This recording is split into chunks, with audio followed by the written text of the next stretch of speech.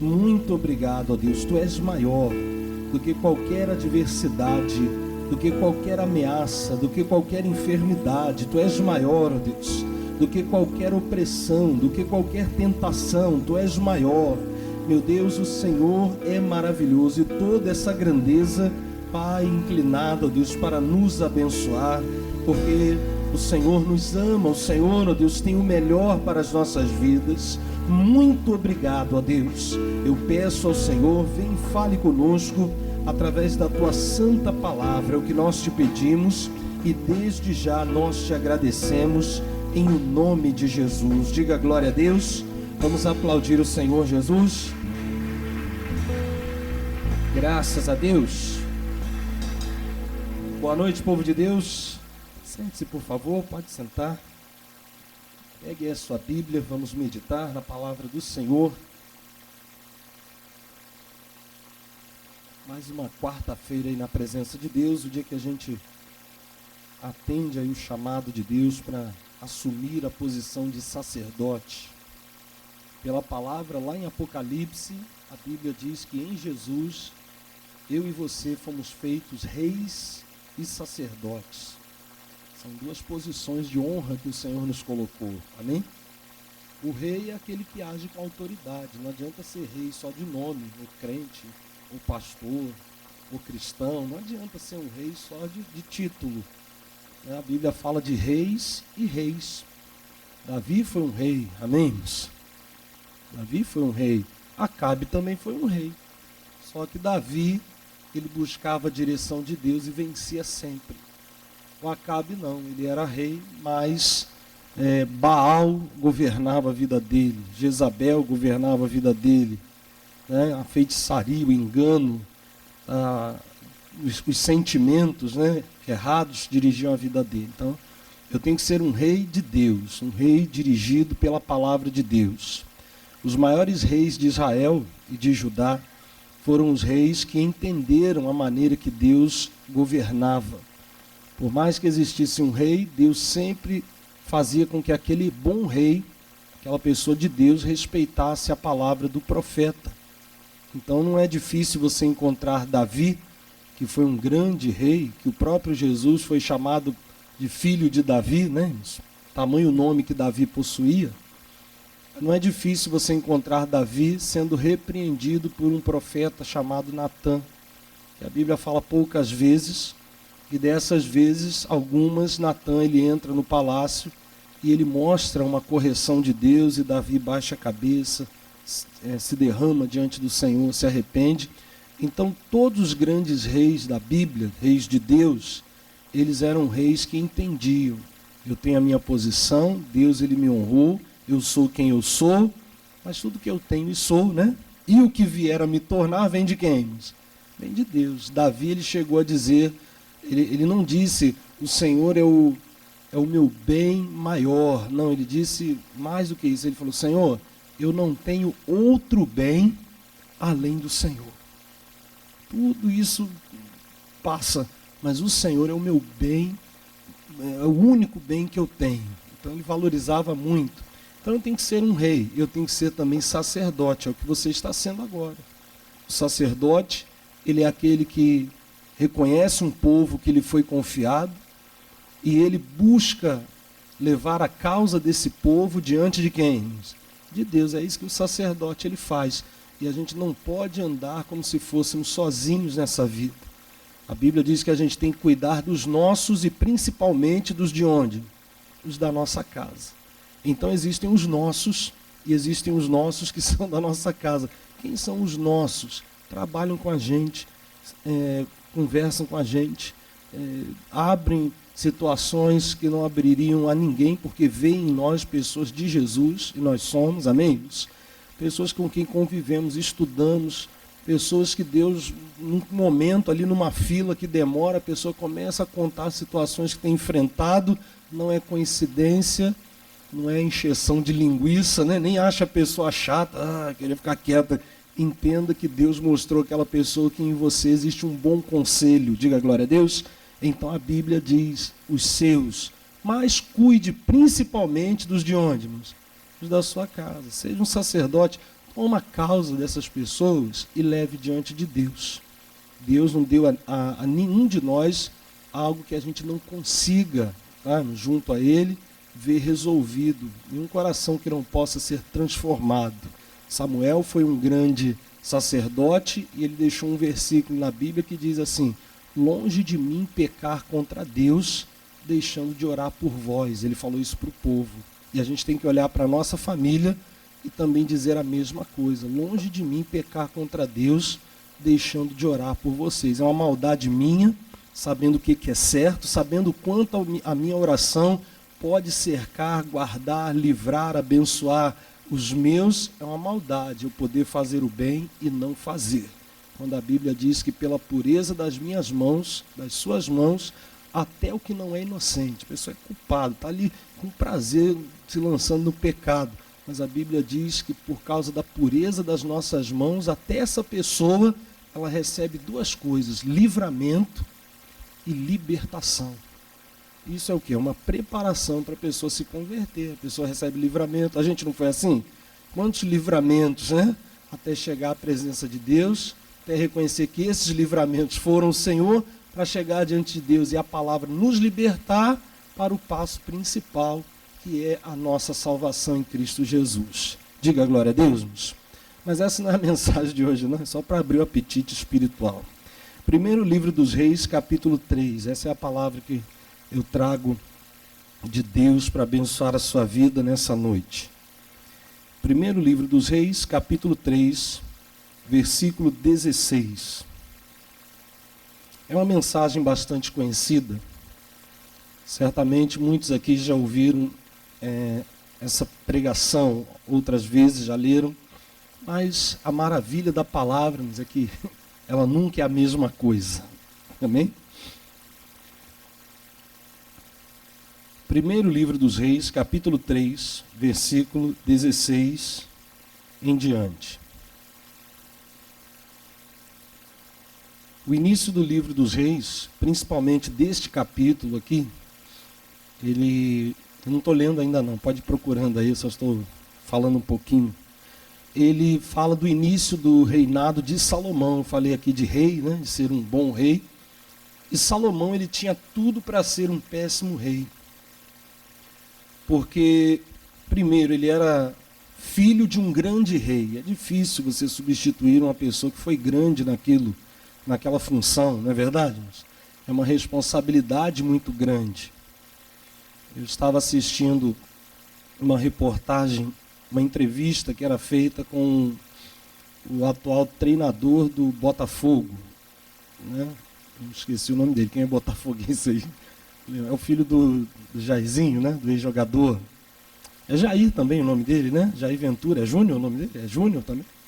Jair Ventura. Filho do jogador Jairzinho, foi campeão na Copa de 70. Foi um grande jogador do Botafogo também.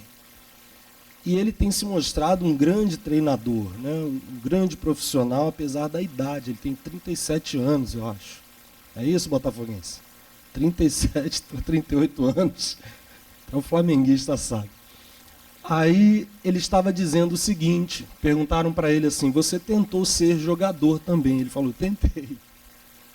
Perguntaram para ele: mas é muito difícil na sua condição como filho de um grande jogador, de um campeão mundial, de um ídolo, né, como eles chamam, da torcida, né, de um time? Ele falou assim: olha, é muito difícil, embora meu pai não me pressionasse tanto. Ele estava lá contando que as pessoas ao redor, querendo ou não, pressionam e tratam de um jeito diferente, que a cobrança também ela é maior. Então ele diz que não só por isso, né, mas isso aí também dificultou um tanto o crescimento dele no mundo do futebol. Então ele decidiu ser treinador, né, e está se tornando um grande treinador. Eu não sou botafoguense, mas sei reconhecer, tá? A gente tem que saber reconhecer as qualidades dos bons profissionais. Eu assisti porque eu gosto de assistir pessoas que buscam crescimento, né? A gente vê em pessoas que às vezes não são cristãos um empenho. Então, quando eu vejo uma entrevista, uma liderança de um professor, de alguém, às vezes até um trabalhador comum do dia a dia, mas que faz algo diferente, me chama a atenção. Então ele estava dizendo isso. Não tem como assumir Não teve como eu assumir uma posição de jogador, brilhar. A fama do meu pai é muito grande. E vários filhos de jogador, o filho do Pelé, o filho do Romário, o filho de vários ex-grandes jogadores, já relataram isso. Salomão nos passou um aperto muito maior. Davi, já tínhamos cara de rei. Com 16 anos, Davi já era recebido em Israel, sem ser rei. O rei era Saul. As mulheres de Israel, quando Davi chegava, elas cantavam.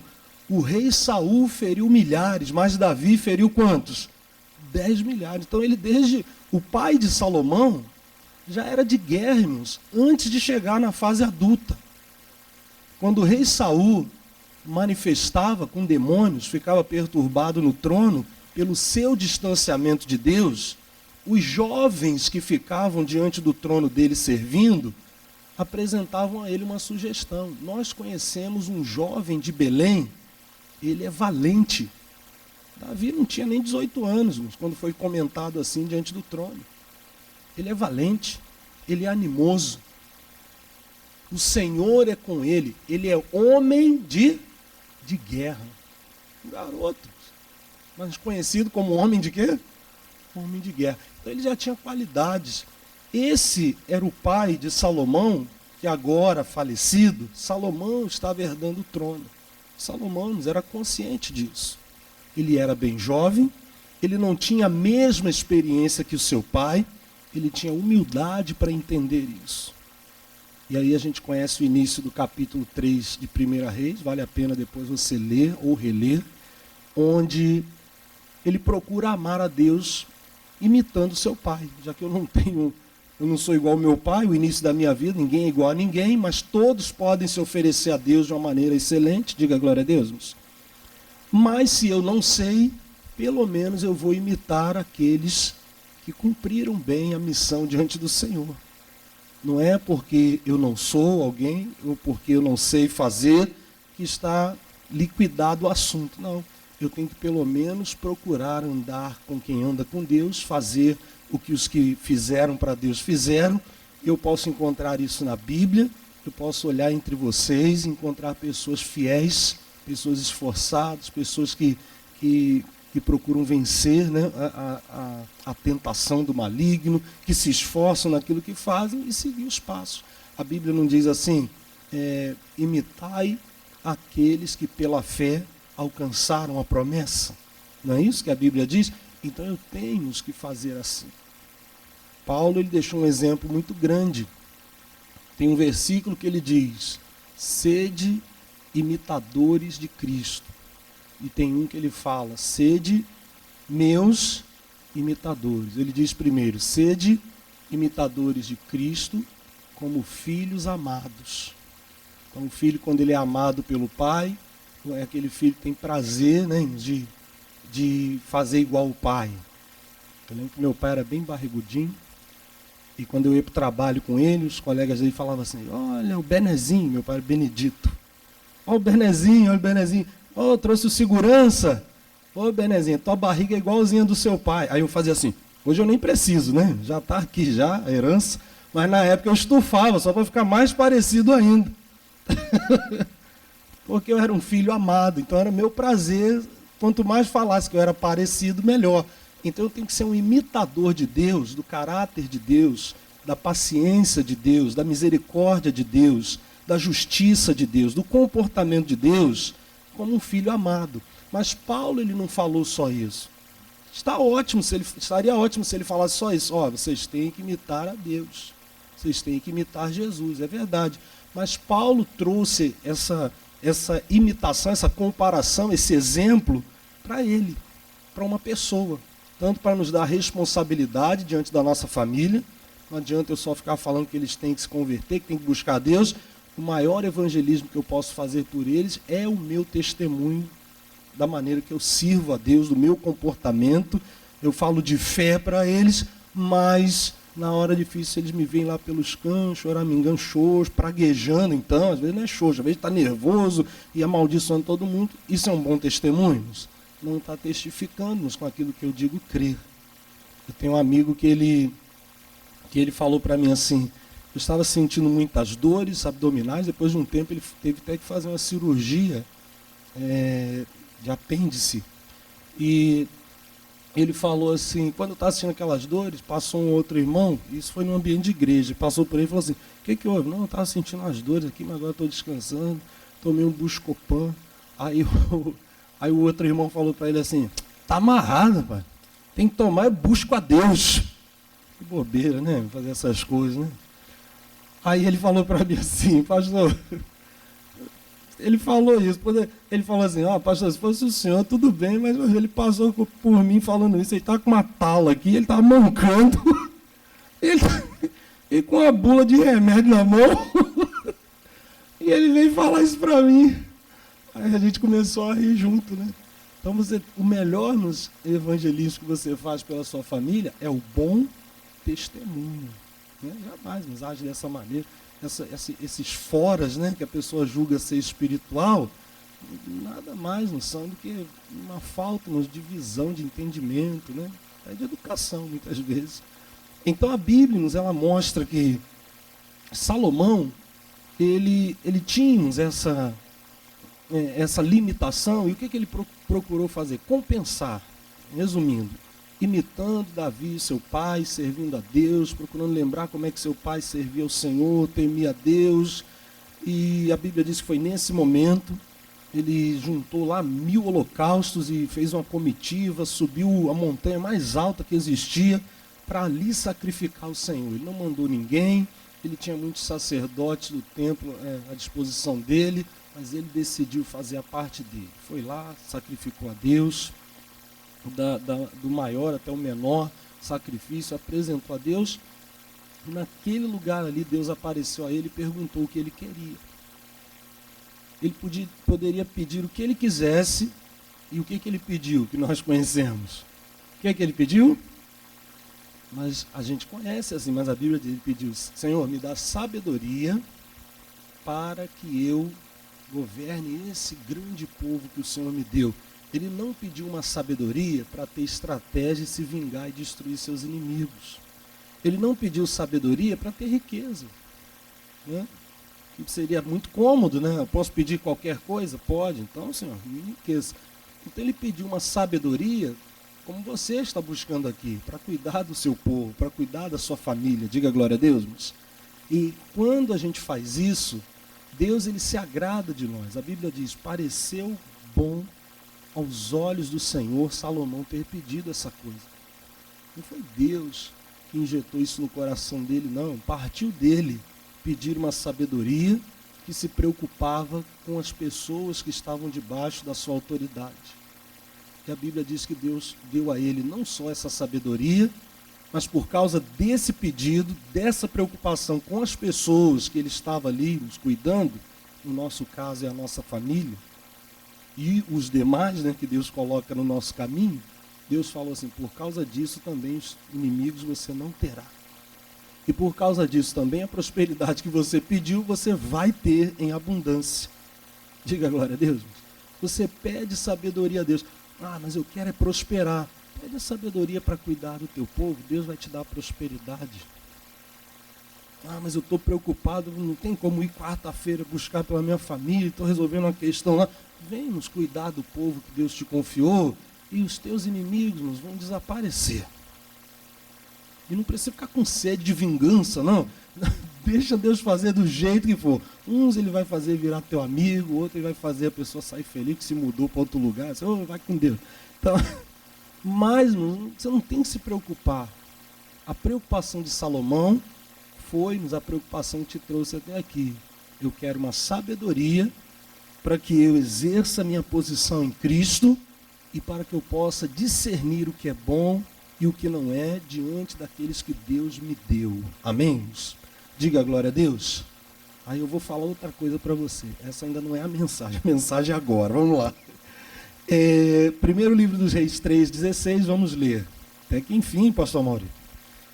Então vieram 2 mulheres prostitutas ao rei e se puseram perante ele. Olhe para cá, rapidinho. Ali depois, esse foi o primeiro caso que ele precisou nos resolver com a sabedoria que Deus deu a ele. Tá? não estranhe no momento que você assume de verdade o compromisso com Deus, você ser desafiado. Tudo que acontece com a gente é uma oportunidade do nome do Senhor ser glorificado. Aquilo que a gente às vezes só vê como essa coisa do diabo, o diabo quer acabar comigo. Também é, mas se eu agir com sabedoria, aquele gigante que se levantou vai ser uma grande vitória, amém, irmãos? Que vai abençoar o meu nome diante de Deus, agradar o Senhor, engrandecer o nome dele através da minha fé. Eu tenho que olharmos dessa maneira. Então Salomão, assim como Jesus, que quando foi batizado, logo foi conduzido ao deserto para ser tentado e venceu, Salomão também pediu sabedoria, recebeu, e logo depois acontece essa situação. Vieram diante dele 2 mulheres prostitutas, e diz o versículo 17, e disse-lhe uma delas: Ah, Senhor meu, eu e esta mulher moramos numa casa, e tive um filho morando com ela naquela casa. Então tinha uma indignação dela, né? Ah, Senhor meu, eu estava morando numa casa com essa mulher, tive um filho, e no versículo 18 ela explicou: e sucedeu que ao 3º dia depois do meu parto, também esta mulher teve um filho. Estávamos juntas. Estranho nenhum estava conosco na casa, senão nós ambas naquela casa. Mas é claro que existia um estranho ali naquela casa. Era uma casa de prostituição. Era uma casa onde o que é reto não é exercido. Tem sim um estranho ali. Ele pode não estar sendo visto. Ele pode estar se divertindo. As pessoas brigando. Com aquela história tão bonita, né, de amor, começou lá atrás se acabando. Uma pessoa destruindo o seu corpo na iniquidade, no vício. Pode estar se justificando atitudes de roubo, de corrupção, de mentira, de opressão, ou de enfermidades, de vícios. E a pessoa está ali no meio daquela contenda com a outra pessoa com quem mora, com quem deveriam ter paz, se Deus reinasse ali. Mas a pessoa julga que não tem nenhum estranho. Um culpa o outro culpa o primeiro, mas ninguém considera espiritualmente aquela situação. Para trazer o juízo, a justiça de Deus, que é a única coisa capaz de quebrar aquela opressão que tem existido.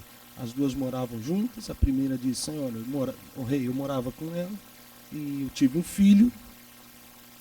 3 dias depois que eu tive o bebê, tempo suficiente para eu saber, a mãe tem um filho. 3 dias depois ela decorou o filho todo, já não é?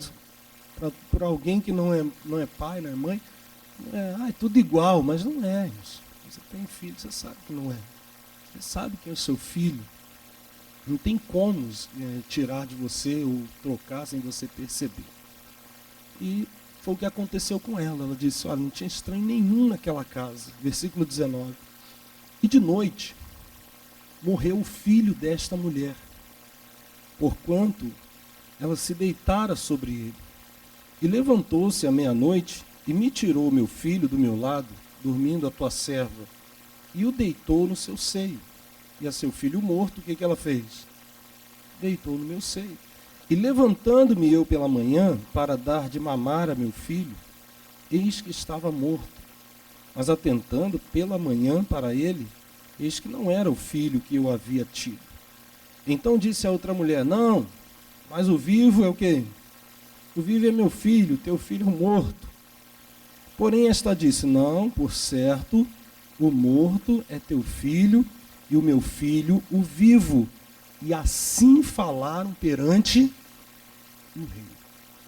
Você percebe, pela Bíblia, que até o jeito de falar das duas era diferente. A mãe do filho vivo, que tinha tido seu filho subtraído e tinha tido colocado no lugar, nos seus braços, um filho morto, ela tem aquela fala mais explicada. E a outra não, não é nada, o morto é teu, o vivo é meu, não foi isso?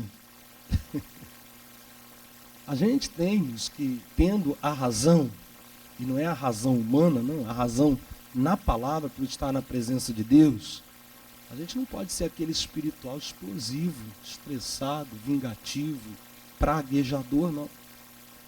Se você está na presença de Deus, mantém o comportamento de uma pessoa que é dirigida pelo Espírito Santo de Deus. Amém? O diabo fazia de tudo para Jesus desperdiçar poder ou usar da forma errada.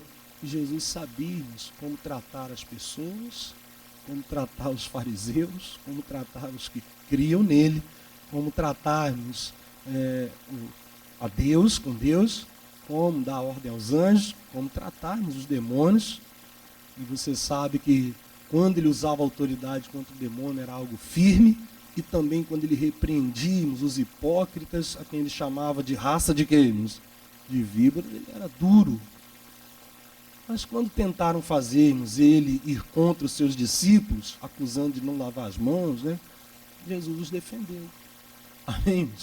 Era diferente. Então Jesus ele tinha essa sabedoria.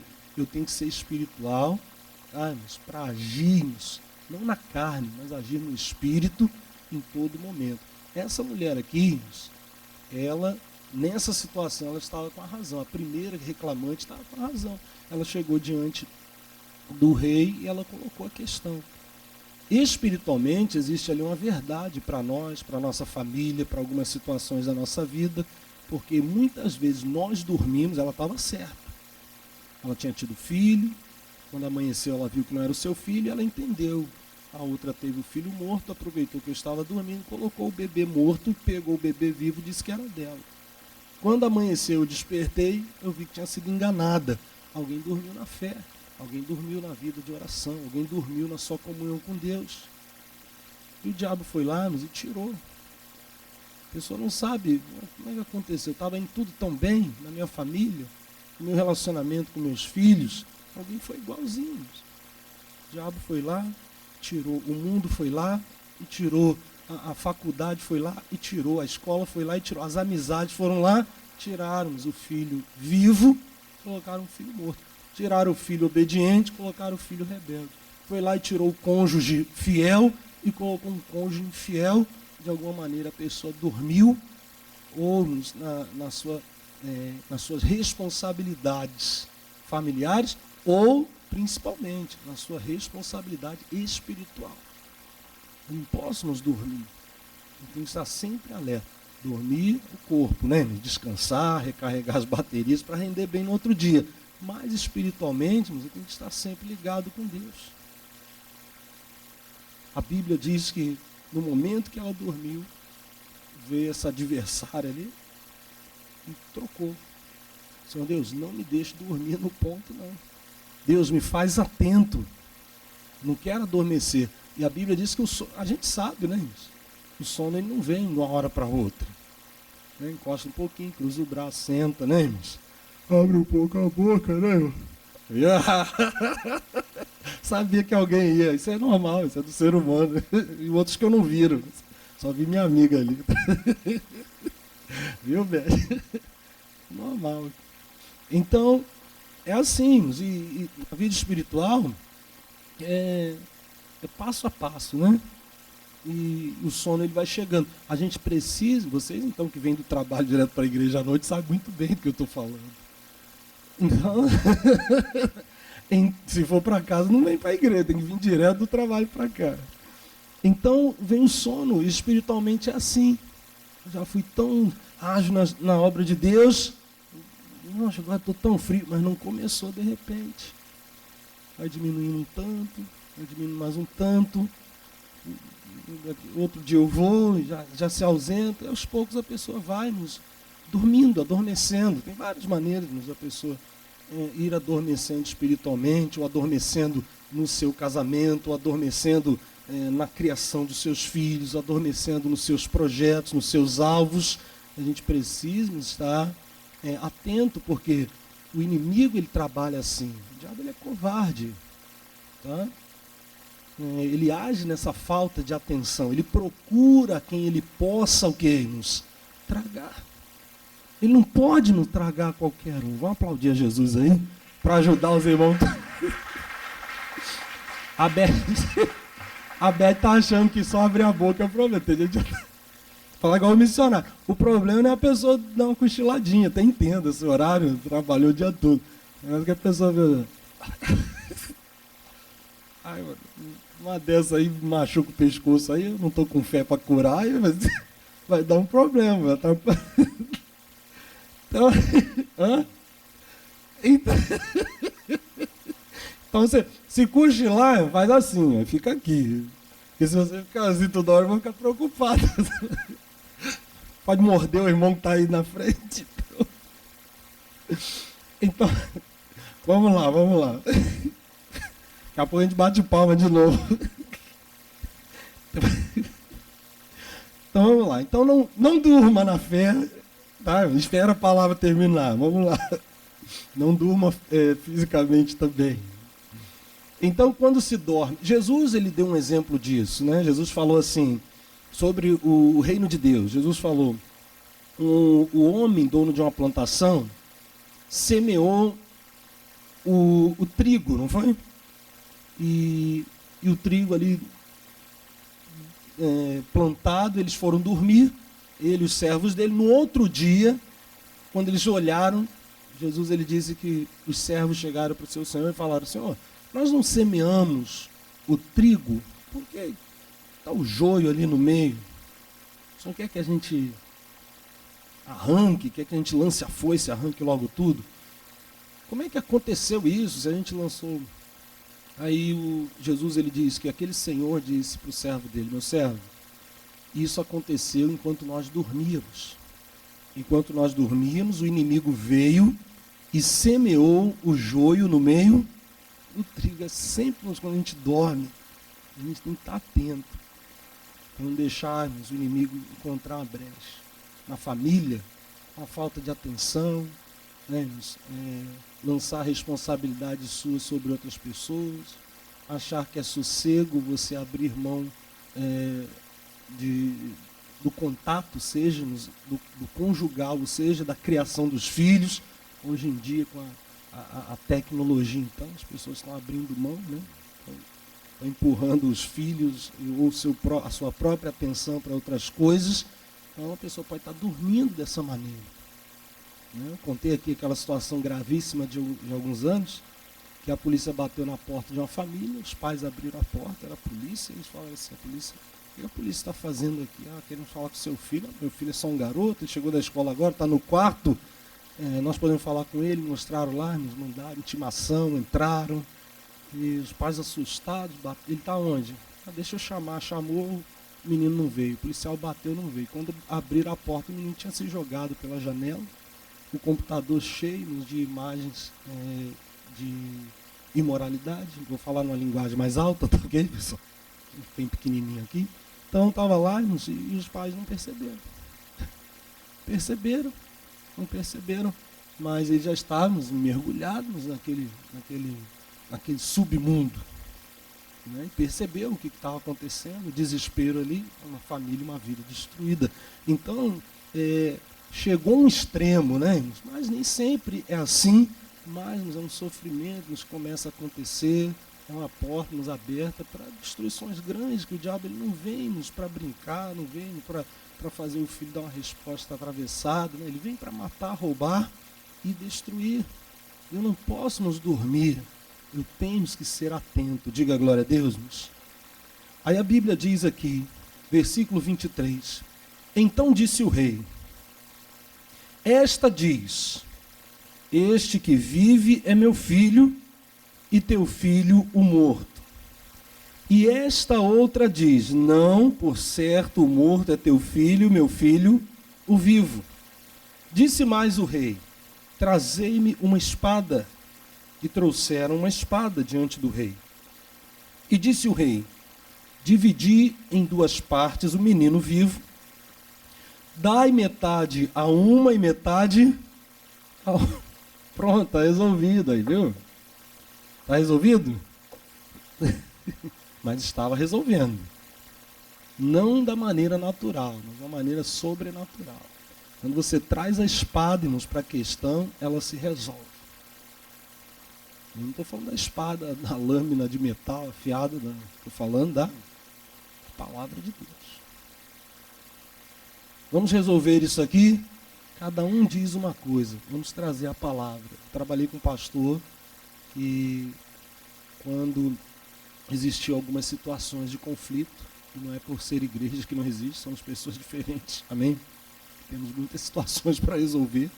A vida de um pastor praticamente é resolver conflitos. Então, esse pastor abria a Bíblia e ele falava assim: nesse momento eu estou abrindo a palavra de Deus. E todos nós temos aqui a oportunidade de sermos sinceros. Mas, se depois dessa conversa, ao abrir a palavra, mas não era só abrir, não, ele lia a palavra direcionada. E alguém insistir em não mudar o que precisa ser mudado ou não for verdadeiro, já não cabe mais a mim o juízo. Está nas mãos do Senhor. E aquilo ali já gerava temor, né, irmãos? E tem que gerar mesmo, porque é a palavra de quem? É a palavra de Deus. A gente não tem, a gente estava conversando sobre isso, aí, pastor, não tem que se desgastar. Mas a palavra de Deus, mas ela é muito correta, ela é muito reta, ela é muito justa. Ela é viva, amém? Ela é capaz. Então, o rei falou assim: traga a espada, pegue a criança, já que cada uma diz que é seu filho, corte a metade, cada um vai ficar com a metade do menino. E aquela pressão ali revelou-nos quem era quem. Às vezes Deus ele traz essa espada no que se chama a espera, né? Quem é que resiste nos esperar e superarmos aquela sua ansiedade de ter uma resposta? Quem é capaz de dizer para Deus assim: Senhor, se o Senhor me der o que eu estou te pedindo, eu vou te agradecer muito. Mas se o Senhor me mostrar que não é isso, eu vou ser grato pelo que eu tenho e vou buscar a direção do Senhor, porque é melhor. Quem é a pessoa capaz disso? Ele traz a espada. Dentro daquele casamento, faltou o vinho, eles queriam vinho. Jesus mandou encher as talhas de quê? De água. Você acha que não teve gente ali murmurando? A espada ela é trazida constantemente para filtrarmos quem realmente serve a Deus e quem é empolgado. Quem realmente nos leva o zelo, né, irmãos, por essa palavra, para reagirmos com sinceridade, com fé no Senhor. Jesus passava nos andando, a mulher tomou uma espadada de Jesus. Como é que foi, pastor? Ela veio: Senhor, rogo que cure a minha filha. Ela está miseravelmente endemoniada, só o Senhor pode libertar. Eu estou aqui buscando pela minha família, igual o povo de Campo Grande agora. Aí a Bíblia diz que Jesus passou direto. Passou direto. Os discípulos viram aquilo e ela continuou chamando Jesus. Os discípulos falaram: Senhor, despede essa mulher. Eles não entenderam o que Jesus estava fazendo. Aí Jesus se volta para ela, vai até ela. E ela, quando pensa que é um momento de alegria, Jesus dá outra espadada nela. Fala assim: mulher, eu não fui enviado senão para as ovelhas da casa de Israel. Você não é de Israel. Não é lícito tirar o pão dos filhos e lançá-lo a quem? Aos cachorrinhos. E daquela mulher saiu-nos fé. Não saiu maldade, nem ira, nem ódio, nem rebeldia, nem murmuração, nem desistência de Deus. Ela respondeu assim: sim, Senhor, concordo. Os filhos merecem o melhor. Ela estava buscando quem para a filha? Jesus. O pão é para os filhos, independente da nacionalidade. Eu sei quem é o Senhor. Aí Jesus virou e falou assim: mulher, grande é a tua fé. Isso é isso aí mesmo. Eu sempre sou do teu coração. Mas os outros aqui precisavam saber o que é isso. Os que vão ler a Bíblia daqui a 2000 anos precisam saber dessa história. Então eu te apertei um tanto, mas eu sabia que você não ia desistir. Vou nem chegar no Jó, né, irmãos? E Jesus, né, até o sangue, até a morte. Então, a espada muitas vezes ela é trazida. E eu tenho que responder, irmãos, como quem crê que o meu rei ele não mudou, ele não é injusto. Amém, irmãos? A Bíblia diz aqui, irmãos, versículo 26, mas a mulher cujo filho era o vivo falou ao rei, porque o seu coração se lhe enterneceu por seu filho, e disse, ah, Senhor meu, dai-lhe o menino vivo, e por modo nenhum, o que, irmãos? O mateis. Porém a outra dizia o que, irmãos? Nem eu, nem você, não é meu, nem teu. Você vê que o falar expressa muito, como a Bíblia diz, a boca fala do que o coração está cheio. Veio um aperto, não tinha amor. Veio um aperto e mostrou-nos o que estava no coração de cada um. Eu falava com o pastor um dia desse. Falei assim, eu tive um outro pastor, contei um pastor chamado pastor Sérgio. O pastor Sérgio dizia assim, irmãos, nós somos iguais umas esponjas, a gente absorve, onde a gente é mergulhado, a gente absorve. Na esponja você mergulha ela lá na água com sabão, põe ela lá, depois aperta, vai sair água com sabão. Você mergulha em água pura, vai sair água pura. Se mergulhar detergente, apertou, vai sair detergente. A gente é assim. A gente está mergulhado na palavra, quando vem um aperto, sai da gente palavra de Deus, confiança em Deus. Mas se o que a gente tem absorvido é mundano, vai sair isso. Murmuração, palavrão, desespero. Eu tenho que estar mergulhado em Deus. Aquela mulher ali, a mãe, né, a real mãe que a Bíblia até identifica, a mãe do menino, ela tinha um coração, ela tinha amor, ela tinha uma verdadeira preocupação.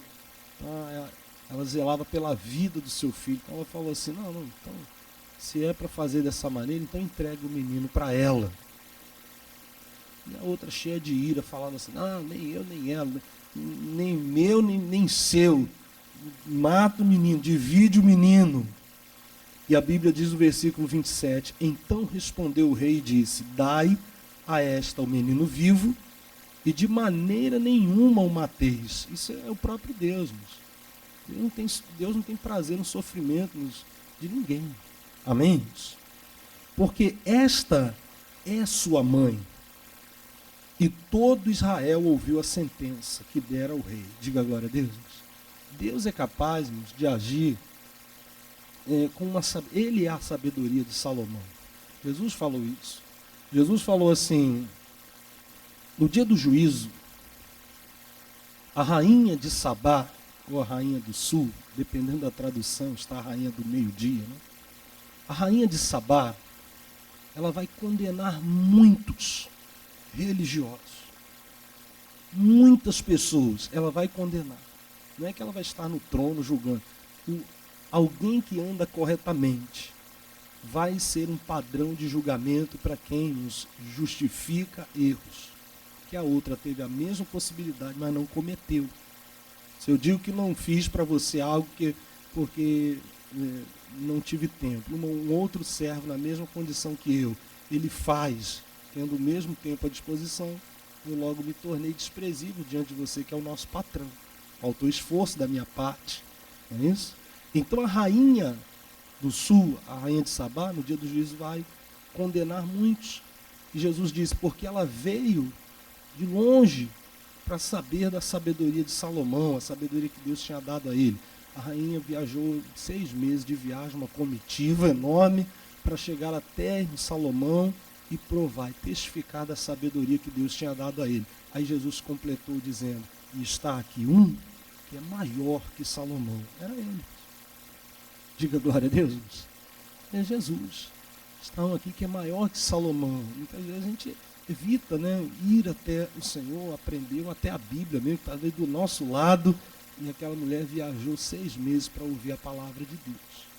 Então a Bíblia diz aqui, o Senhor, que é muito maior que Salomão, no final do versículo 27, Deus ele pode falar essa mesma coisa.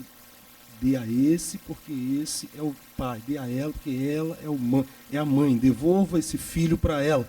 Deus dá ordens no mundo espiritual. Dê o marido, é dela, ela é a esposa.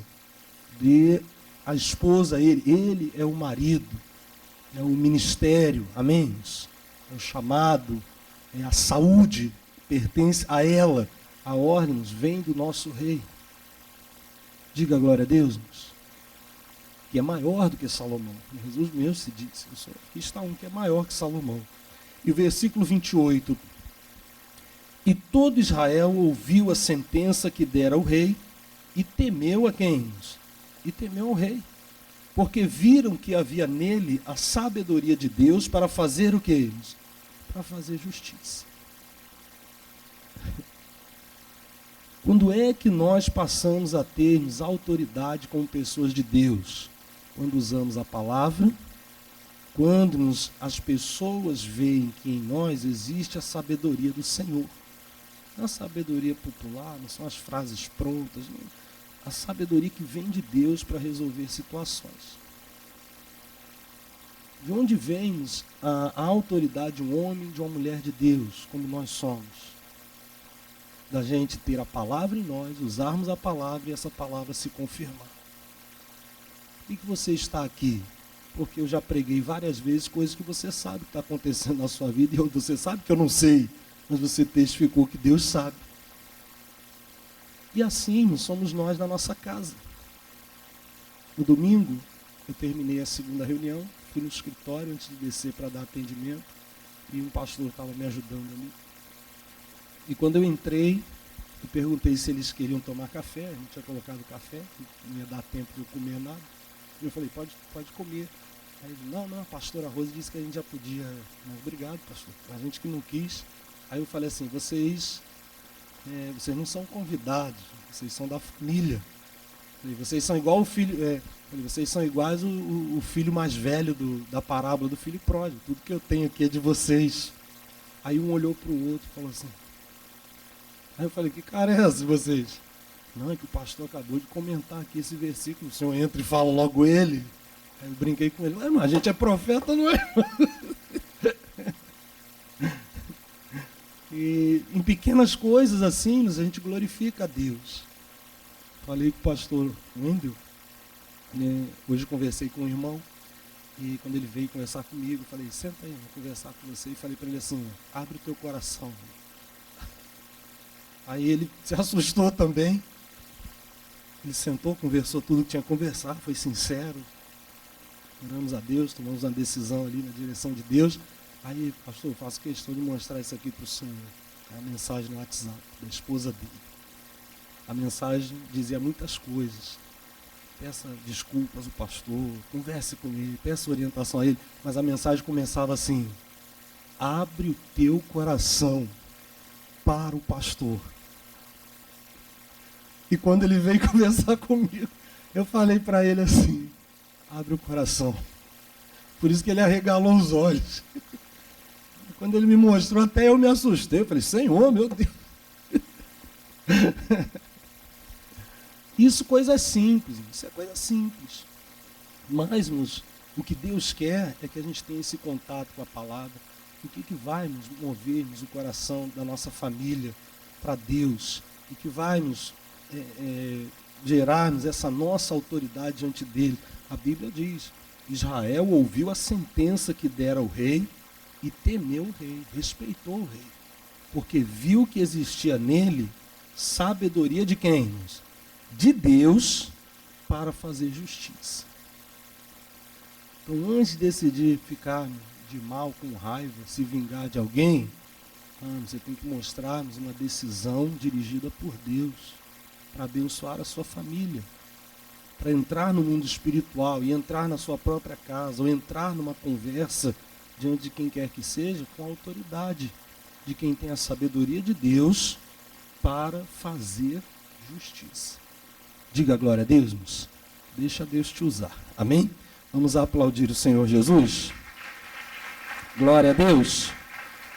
Se coloque de pé, vamos orar, pedir a Deus que te encha aí dessa sabedoria, dessa direção, desse entendimento. Se você dormiu, não naturalmente, sabe? Eu falei, até compreendo, vocês, a maioria que vem do trabalho, mas espiritualmente, gravíssimo, né, irmãos?